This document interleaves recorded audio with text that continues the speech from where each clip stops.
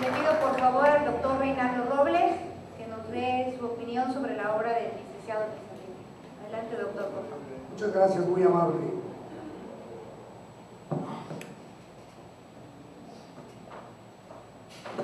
Licenciada Vera Camacho, presidenta del Instituto de Administración Pública del Estado de Chiapas, señores consejeros,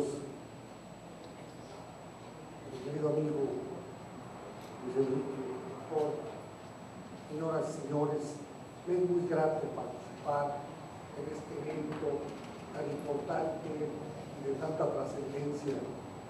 En primer lugar, reconocer la sensibilidad del Instituto de Administración Pública de Chiapas para entender una necesidad sentida del pueblo, y no solo del municipio de Tuxtla, ni solo de Chiapas, sino de la República Mexicana. Es necesario que los servidores públicos municipales cuenten con instrumentos, con herramientas como estas. El servidor público, la promesa que hace formal es cumplir y hacer cumplir la ley. ¿Y cómo la va a hacer cumplir si no la conoce, si no la tiene a la mano, si no tiene apoyos que le ayuden a interpretar y a conocer qué es lo que tiene que hacer en su diario y cotidiana actividad? ¿De dónde va a encontrar el servidor público cuando llega a su sitial lo que tiene que hacer? Si le pregunta a la secretaria le va a decir: uy, licenciado, ni se preocupe. Y del otro funcionario, el otro director anterior, llegaba como a las 11, leía su periódico, hablaba por teléfono, se tomaba su café y se iba como a la 1. Así es que ni crea, yo aquí hago todo, usted no se preocupe, no. El servidor público tiene que entender que tiene un mandato del pueblo. Ese mandato del pueblo no es un mandato difuso ni confuso, es un mandato concreto, preciso y está establecido en la ley. La voluntad del pueblo se plasma en la ley. Y ahí el director de obras públicas, el regidor, el síndico, el tesorero, tiene un capítulo en una ley que le establece las actividades, tareas y operaciones que deben de realizar. Esas atribuciones están bien plasmadas en la ley. El maestro Luis Enrique en este libro analiza una por una de cada una de esas atribuciones, de cada una de esas acciones, lo explica con un método y una didáctica simple, coloquial, sencilla, entendible, satisfactoria para el que quiere preguntar e investigar qué es lo que quiere. En esta obra, con un método crítico, con un método de análisis, se pregunta él por cada uno de estos temas y no dice verdades, pero da respuestas concretas, accesibles y alcanzables. Como buen académico que es, sabe que la verdad no existe absolutamente, existen respuestas y cada gente establece y propone sus respuestas. En este libro van a encontrar muchas respuestas a muchas inquietudes que van a compartir con él. Él se pregunta en su libro: ¿qué es un municipio? ¿Para qué sirve? ¿Cómo funciona? ¿Cuál es su fin? ¿Cuál es su objeto? ¿Cuál es el papel del servidor público en el rol del gobierno municipal? Se contesta muy prácticamente, haciendo un análisis histórico, buscando en dónde nace el municipio, por qué nace, para qué nace. Y nos platica que el municipio nace cuando el pueblo romano se tiene que independizar del pueblo de Cartago. Los cartagineses tenían hegemonía sobre el pueblo romano y el pueblo romano era un tributario de los cartagineses. Los romanos se organizan, crean un ejército lo suficientemente fuerte para guerrear contra los cartagineses y vencer a Escipión, el capitán del ejército cartaginés, y entonces los romanos logran y obtienen su libertad, pero esa libertad pues les iba a durar tanto y cuanto tuvieran capacidad y fuerza y ejército para defenderla.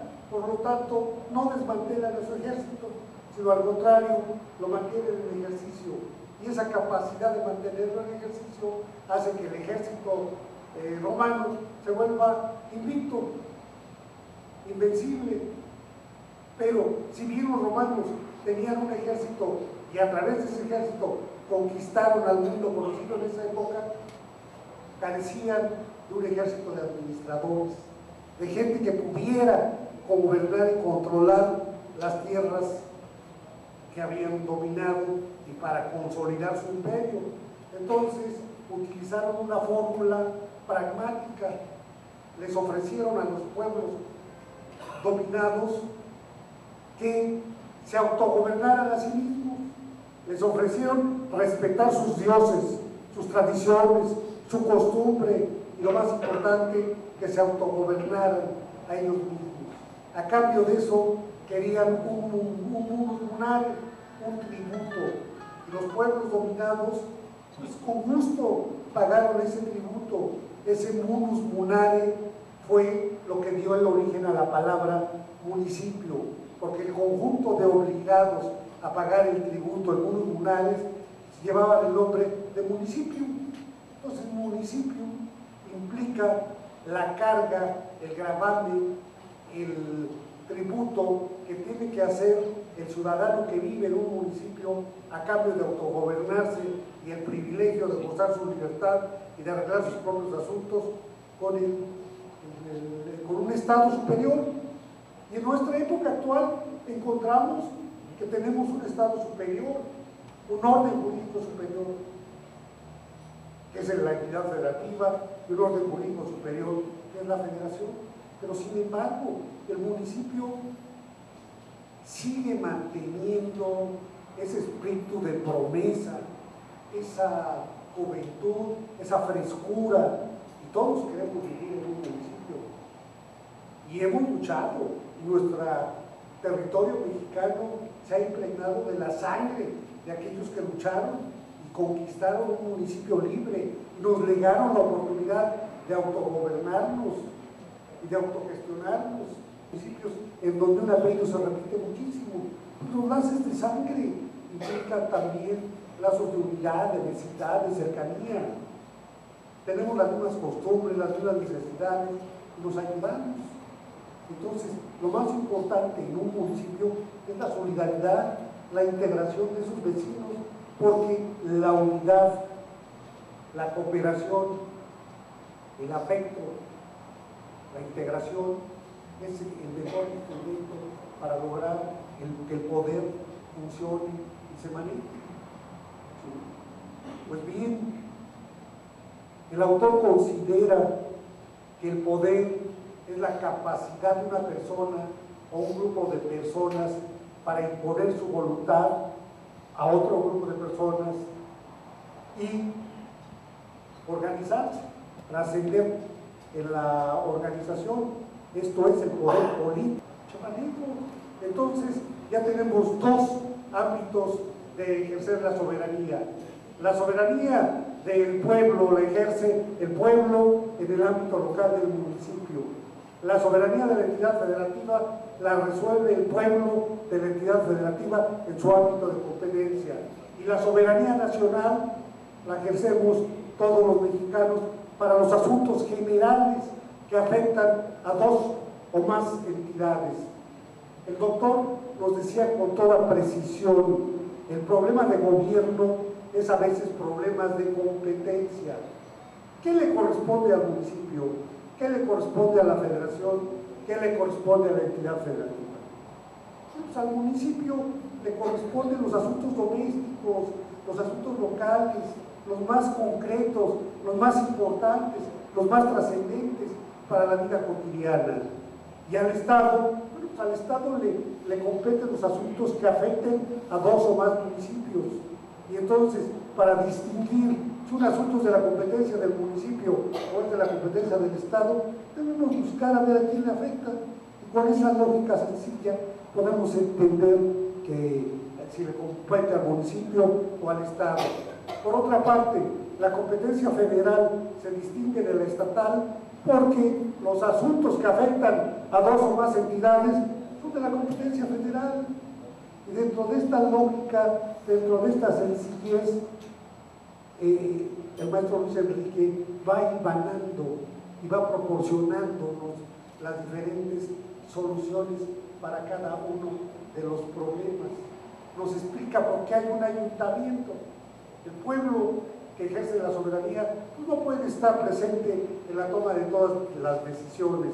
Además, hay especialidad, hay división de trabajo, y por ello se buscan representantes que integren un ayuntamiento. Un ayuntamiento es un cuerpo colegiado, es un grupo de ciudadanos representativos que representan a sus pares, a sus iguales, a los ciudadanos de un pueblo, y que se distribuyen la responsabilidad de estudiar los asuntos, los problemas, las necesidades del municipio y buscar las alternativas, consultar al pueblo y cara a cara con nuestros mandatarios, como cuando somos servidores públicos, o bien con nuestros mandatos cuando somos titulares del pueblo. Pues bien, ahondar más por respeto a su tiempo y además porque soy un apasionado de este tema. Yo amo el municipalismo y creo que por eso coincidimos, en este caso con Luis Enrique, que es lo que nos identifica, lo que ha fortalecido nuestra identidad, nuestro afecto y el habernos entendido a las mismas maravillas. No quiero abundar más sobre los conceptos que sobre la persona de Luis Enrique y sobre el doctor, porque me parecen atinados, concretos y precisos, pero participo de todos esos conceptos y me afecto y respeto y deseo que este libro esté en la biblioteca de todos los servidores públicos de cualquier ayuntamiento de la República. Requerimos, necesitamos, la necesidad más urgente que tenemos los mexicanos en este momento es respetar y hacer respetar la ley. ¿Sí? Vivimos en un mundo de zozobra, de temor, de angustia por la inseguridad que nos causa la falta de respeto a la ley. La corrupción, la impunidad se da por falta de respeto a la ley. Aprendamos a conocer la ley, a respetarla y hacerla respetar, y sin duda viviremos en el mundo que él nos vaticina en su libro, en un mundo feliz. Muchas gracias, muy amable. Muchas gracias.